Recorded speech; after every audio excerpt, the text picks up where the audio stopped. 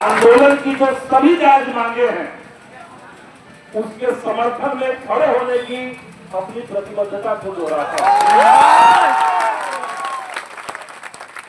और हम ये सुन रहे थे, हमने देखा कई जगह पे लोगों ने व्हाट्सएप पे भेजा कि जायज मांगों के लिए भी सरकार जो है वो लोगों को धमका रही है, डरा रही है, उनको टर्मिनेट कर रही है।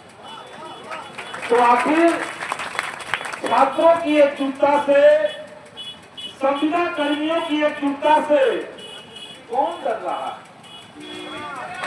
डर क्यों रहे हैं आप? एक कविता है कि वो डरते हैं, तमाम धन दौलत गोला बारूद के बावजूद वो डरते हैं। वो डरते हैं क्योंकि उन्हें लगता है कि अब निहत्थे लोग उनसे डरना बंद कर चुके हैं। तो छात्र यहाँ पर एकजुट है, आप संविदा कर्मी हैं। आज चुनाव का दौर है बिहार में और चुनाव से पहले ये सरकार अपनी पीठ थपथपाना चाह रही है। तमाम जो सर्वेक्षण अभियान चल रहे हैं वो ला करके सरकार अपना पीठ थपथपा रही है, लेकिन वो तमाम सर्वेक्षण जिनके कंधे पर रख दिया गया है उनकी कोई बात नहीं हो रही है।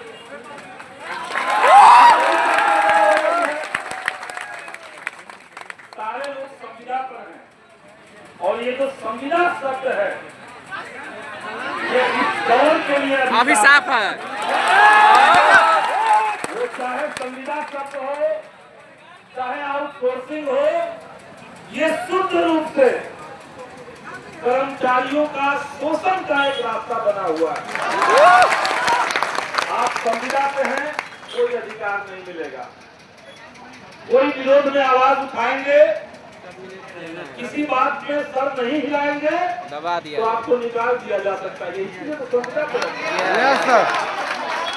और इसीलिए जो अधिकार आप मांग रहे हैं कि हमारा जो काम है वो परमानेंट नेचर का ये है। देश के सुप्रीम कोर्ट ने एक निर्णय दिया था 2 दिन पहले कि परमानेंट नेचर का जो काम है उसके लिए आपको परमानेंट लोग रखने चाहिए। तो सर्वेक्षण का काम जितने उससे जुड़े हुए कर्मचारी हैं लोगों का परिवार वो काम परमानेंट नेचर का है, वो हमेशा होता रहा है, वो कभी बंद नहीं होता।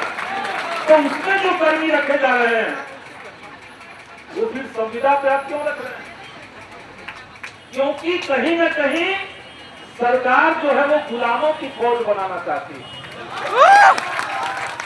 लेकिन बिहार के नौजवान पढ़ाई लिखाई करके, डिग्री लेकर के, कंपटीशन से चयनित होकर के आइए किसी भी सीमा तक हम लड़ेंगे, लेकिन हम गुलामी में अपना नाम नहीं लिखवाएंगे। साथियों, कोई भी आंदोलन हो, सरकार का रुख क्या होना चाहिए? सरकार का रुख ये होना चाहिए कि आंदोलन करने वाले लोगों के नेतृत्व से, उनके प्रतिनिधि मंडल से बात करके देखा जाए। समझौता आप पहले बात करते, जितना सक्षम होता आप मानते, नहीं मानते उसके बाद देखा जाता। लेकिन यहाँ कोई बात नहीं, टर्मिनेट कर दिया गया। आप लोग 56 लोगों को आपने निष्कासित कर दिया। लोग डर जाए, परिवार कहाँ जाएगा? लोग डरेंगे नहीं। परिवार कहाँ जाएगा? बर्खास्त कर दिए, टर्मिनेट। 256 लोगों को टर्मिनेट कर देना। आप समझिए ये बिहार के अंदर तानाशाही अंधेर गलती है, ये शुद्ध तानाशाही है। तानाशाही है। नहीं करेंगे। आपका सेवा काल जो है 60 साल करने की मांग है। बस। आप तय कर दीजिए कि 60 साल तक ये 60 साल बाद ये रिटायर होंगे, तो ये तय करने की मांग हम लोग कर रहे हैं। मांग कर रहे हैं कि जितने संविदा कर्मी हैं उनके काम काज के चरित्र को देखते हुए आप इनको परमानेंट कर दीजिए ताकि ये संतुष्टि से ढंग से काम कर सके। यही तो मांग है। अभी तो हम नहीं कर रहे हैं कि हमारा पेमेंट 3 गुना बढ़ा दीजिए, हम तो ये मांग नहीं कर रहे हैं। लेकिन सामाजिक सुरक्षा, किसी भी काम में सामाजिक सुरक्षा ये बहुत जरूरी शब्द है। हम दफ्तर से काम करके लौटे तो हमारे अंदर ये विश्वास होना चाहिए कि हमें कभी दफ्तर जाने को मिलेगा। हर चीज इस आशंका में कि कब निकाल दिए जाएंगे, अगर इस आशंका में आप कर्मचारियों को रखेंगे तो सरकार का ही काम नहीं होगा। तो इसीलिए परमानेंट किया जाए, वाजिब मांग है। आप लोग की मांग है कि आने वाले समय में किसी तरह की बहाली आए तो उन तमाम बहालियों में आपका जो ये अनुभव इकट्ठा हो रहा है, इस अनुभव के बदले आपको अतिरिक्त अंक दिया जाए। ये तो होता रहा है, कई सारे डिपार्टमेंट में ये हो रहा है, तो तमाम विभागों में ये हो रहा है।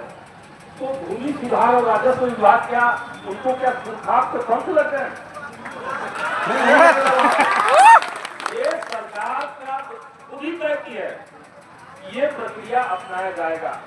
तो जब भी कोई बहाली आए, आप तमाम नौजवानों को उसमें मौका दीजिए, अतिरिक्त अंक दीजिए, ताकि इनका अनुभव का इस्तेमाल हो सके। यही तो मांग है। और हम ये तो पहली बार सुन रहे हैं कि आप लोग का ईपीएफ का पैसा कट रहा है, लेकिन उतना ही पैसा सरकार तरफ से नहीं डाला जा रहा है। हम ही लोग करता है। तो ये सीधे सीधे घोटाला है। अगर कर्मचारियों से पैसा आप लेते हैं, ईपीएफ के माध्यम से पैसा कटता है, तो जो काम देने वाले लोग हैं, ये केवल सरकारी नौकरी का नियम नहीं है, ये हर तरह की नौकरी का नियम है। ईपीएफ का मतलब ही ये होता है कि जितना पैसा हमारा कटा उतना ही सरकार को उसमें जोड़ना होगा, और दोनों जोड़ करके उसके ब्याज के साथ वो कर्मचारी को मिलेगा। अगर ये सरकार नहीं कर रही है तो आप खुलेआम लूट मचा रहे हैं बिहार में। आप लूट कर रहे हैं बिहार को, और सच मायने में हमें नहीं पता था। विशेष सर्वेक्षण कर्मी जितने हैं संविदा पर, आपको पीएफ का पैसा सरकार नहीं डाल रही है। सर 3700 कटता है सर। इतनी बड़ी दृष्टि है, आप समझिए। 3750। सरकार बिहार के नौजवानों के साथ किस तरीके से खिलवाड़ कर रही है, 2350। जॉब छीना जा रहा है। तो ये नहीं हो सकता है, ये हम लोग नहीं चलने देंगे। और इसके लिए अदालत तक अगर जाना पड़ेगा तो जाएंगे, और चुपचाप आपके हक के अधिकार की लूट हम लोग बर्दाश्त नहीं करेंगे। तो ये तमाम मांग आपके जायज हैं। आप लोग का मांग है कि ईएसआई की सुविधाएं आपको दी जाए, मेडिकल की सुविधा है, ईएसआई की सुविधा मिलनी चाहिए। लेकिन ये मिनिमम चीज अगर आपको सरकार नहीं दे रही है तो इसका सीधा मतलब है कि बिहार के लाखों जो युवा हैं उनके हक अधिकार, उनके संवैधानिक हक अधिकार से इसको कोई लेना देना नहीं। तो ये हम चेतावनी देने आए हैं, आप लोग के माध्यम से हम सरकार को चेतावनी देने आए हैं कि आप तत्काल बातचीत शुरू कीजिए और बात